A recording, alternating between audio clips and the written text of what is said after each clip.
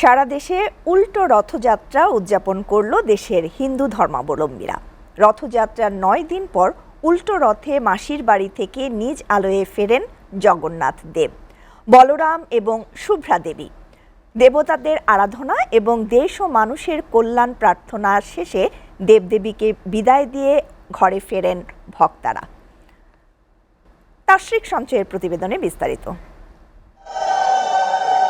প্রতি আষাঢ়ের শেষে নিজ আলয় থেকে রথে চড়ে মাসির বাড়ি গিয়ে ৯ দিন পর ফেরেন হিন্দু ধর্মাবলম্বীদের দেবতা জগন্নাথ, বলরাম ও সুভদ্রা দেবী।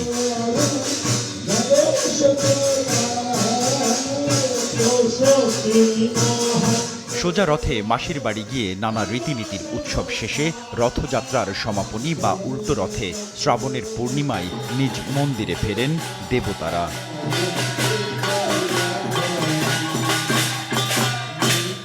প্রায় ২০০০ বছরের পুরনো ধর্মীয় এই উৎসব এবারও যথারীতি সাড়ম্বরে উদযাপন করছেন রাজধানী ঢাকাসহ সারা দেশের হিন্দু ধর্মাবলম্বীরা।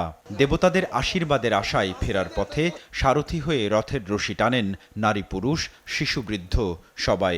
আমরা যদি এই রথটা টানি, আমার মনের এই যে রথটা, এই মনে একটা দেহ যে আমার একটা রথ, এই রথটাকে আমরা প্রতিদিন যেভাবে আমরা ব্যবহার করি, এই রথের দিনে আমরা রশি টেনে এই মনটাকে আমরা শান্তি দিই।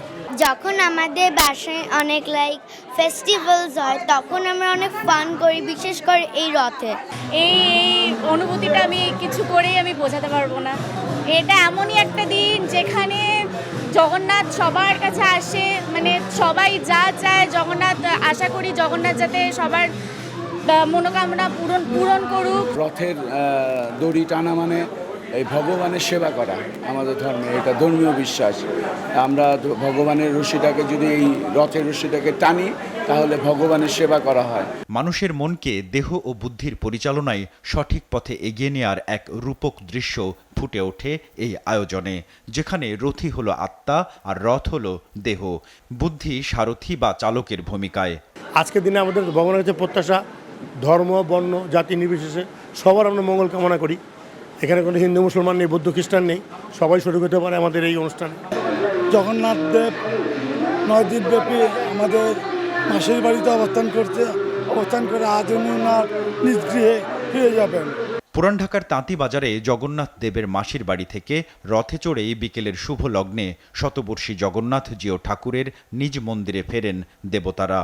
আর এর মাধ্যমে উদযাপন শেষ হয় উল্টো রথযাত্রা উৎসব। তাশরিক সঞ্চয়, SA TV, ঢাকা।